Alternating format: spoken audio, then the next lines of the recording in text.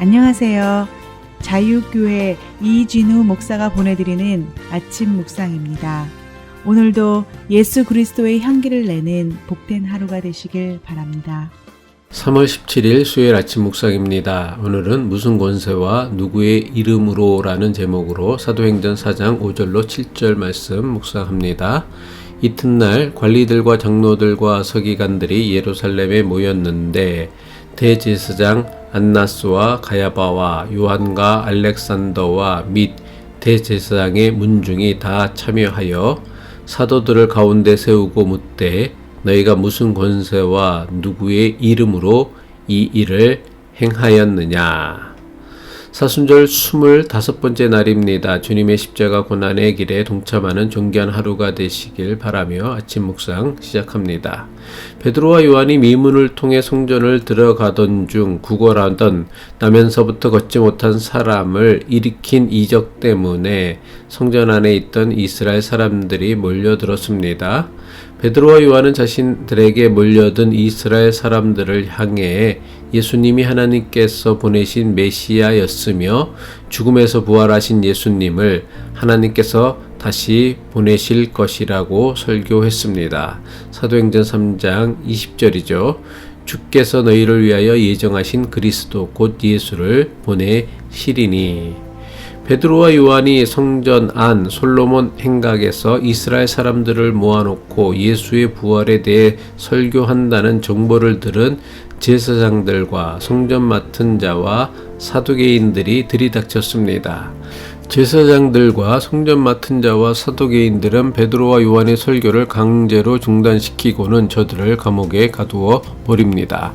비록 사두개파 사람들이 베드로와 요한의 설교를 중단시키고 감옥에 가두었지만 여자와 아이를 제외하고도 5,000명의 성인 남자가 예수를 그리스도로 믿게 되었습니다. 사도행전 4장 4절이죠. 말씀을 들은 사람 중에 믿는 자가 많으니 남자의 수가 약 5,000이나 되었더라. 다음날 관리들과 장로들과 서기관들이 감옥에 가둔 베드로와 요한을 재판하기 위해 예루살렘에 모였습니다. 사도행전 4장 5절입니다. 이튿날 관리들과 장로들과 서기관들이 예루살렘에 모였는데, 여기서 관리들이란 성전을 관리하던 제사장들을 의미하고 장로들은 유대 지파나 지역을 대표하는 나이 많은 지도자들을 의미합니다. 관리와 장로들은 대부분 사두개파에 속한 사두개인들이었습니다. 서기관들은 바리새파에 속한 사람들로 성경에 대한 해박한 지식을 가지고 있었으며 주로 율법을 가르치는 일을 했던 사람들입니다. 사두개파 출신의 관리와 장로들은 부활이나 영생이 없다고 주장했던 사람들이기에 예수 그리스도의 부활을 설교했던 사도들을 막으려고 한 것은 충분히 이해할 만한 일이었습니다. 하지만 베드로와 요한을 재판하는 일에 바리새파 출신의 서기관들이 함께 참여했다는 것은 좀처럼 이해하기 어려운 상황이었습니다. 왜냐하면 평소 사두개파 출신의 관리와 장로들과 바리새파 출신의 서기관들은 저들이 믿는 것이 너무나 달라서 좀처럼 서로 협력하는 일이 없었기 때문입니다. 신학적인 큰 차이에도 불구하고 사두개인들과 바리새인들이 함께 모였던 유일한 이유는 예수를 대적하기 위함이었습니다. 사두개인들과 바리새인들은 예수님의 가르침과 공생의 사역으로 자신들의 종교 기득권이 심각하게 위협을 받았습니다. 예수님은 부활을 믿지 않는 사두개인들을 엄중히 책망하였으며 종교적 외식에 빠져있던 바리새인들 역시 엄중히 책망하고 경고하셨습니다. 예수님을 두려워했던 사두개인들과 바리새인들은 자신들의 종교 기득권을 지키기 위해서 예수를 십자가에 못 박아 죽이는 일에 앞장섰던 것입니다. 마가복음 11장 18절이죠. 대제사장들과 서기관들이 듣고 예수를 어떻게 죽일까 하고 꾀하니 이는 무리가 다 그의 교훈을 놀랍게 여김으로 그를 두려워함일러라. 여기서 대제사장은 사두개파 사람들이었고 서기관들은 바리새파 사람들이었습니다. 저들은 예수님을 죽이는 일에 서로 협력하였던 것입니다.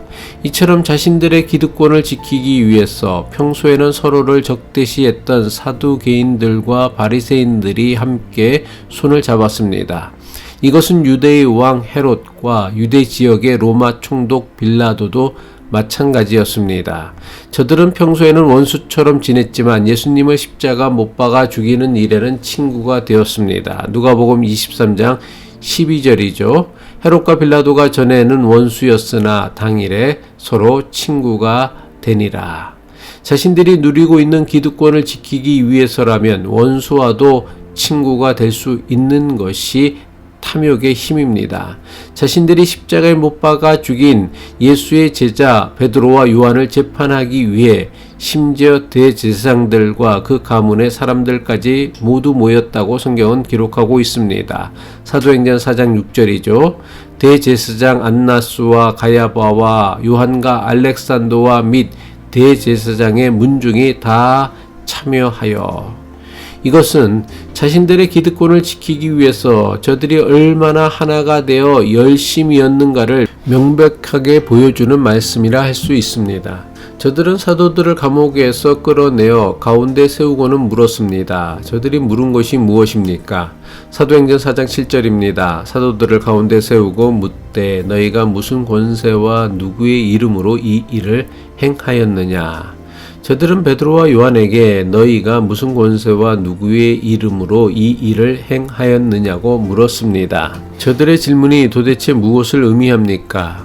너희들이 성전에서 함부로 기적을 일으켰는데 도대체 이런 일을 누구의 허락을 받고 했으며 누구의 이름으로 이런 일을 행했느냐고 물은 것입니다. 다시 말해 성전 안에서 일어나는 모든 일은 모두 자신들의 권한에 속한 일인데 자신들 허락도 없이 어떻게 함부로 이런 일을 행하느냐고 따지고 있는 것입니다. 저들은 나면서부터 40년 동안 불행하게 살아야 했던 사람이 나음을 잊고 회복되는 것에는 아무런 관심이 없었습니다. 저들의 관심은 오로지 자신들의 허락도 없이 함부로 자신들이 십자가에 못 박아 죽인 예수 그리스도의 이름으로 행한 것을 따지고 있는 것입니다. 저들에게는 40년 된 불치병 환자가 나음을 입어 새 삶을 얻은 것보다 자신들의 권한과 기득권을 지키는 것이 훨씬 더 중요한 문제였던 것입니다. 성전에서 기적이 일어났다는 것 자체는 별로 문제가 될 것이 없었습니다. 오히려 성전에서 기적이 많이 일어날수록 종교 기득권자들에게는 더 많은 권세와 부를 얻을 수 있는 유리한 일이기 때문입니다. 하지만 문제는 이런 기적이 부활하신 예수 그리스도의 이름으로 일어났다는 것이 저들에게는 매우 심각한 문제가 되었던 것입니다. 저들은 나면서부터 걷지 못했던 사람이 예수 그리스도의 이름으로 일어나고 걷게 됐다는 소식이 알려지는 것이 두려웠던 것입니다. 이 사실이 알려지게 되면 예수는 그리스도가 아니라며 백성들을 선동해서는 십자가에 못 박아 죽인 자신들의 죄가 만천하에 드러날 것을 두려워한 것입니다. 그래서 저들은 베드로와 요한에게 도대체 무슨 권세로 함부로 이런 일을 행하였으며 도대체 누구의 이름으로 이런 일을 행하였는지를 문제 삼은 것입니다.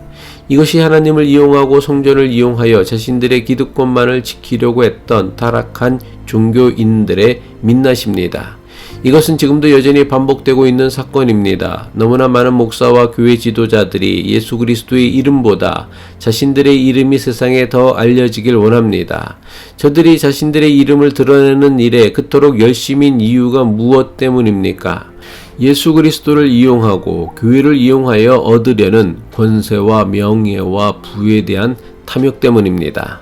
성경의 교훈을 통해 기독교 역사에서 반복되고 있는 종교 지도자들의 탐욕을 분별할 수 있어야 합니다. 그래야만 비슷한 일이 반복되는 것을 멈추게 할 수 있습니다. 기도하겠습니다.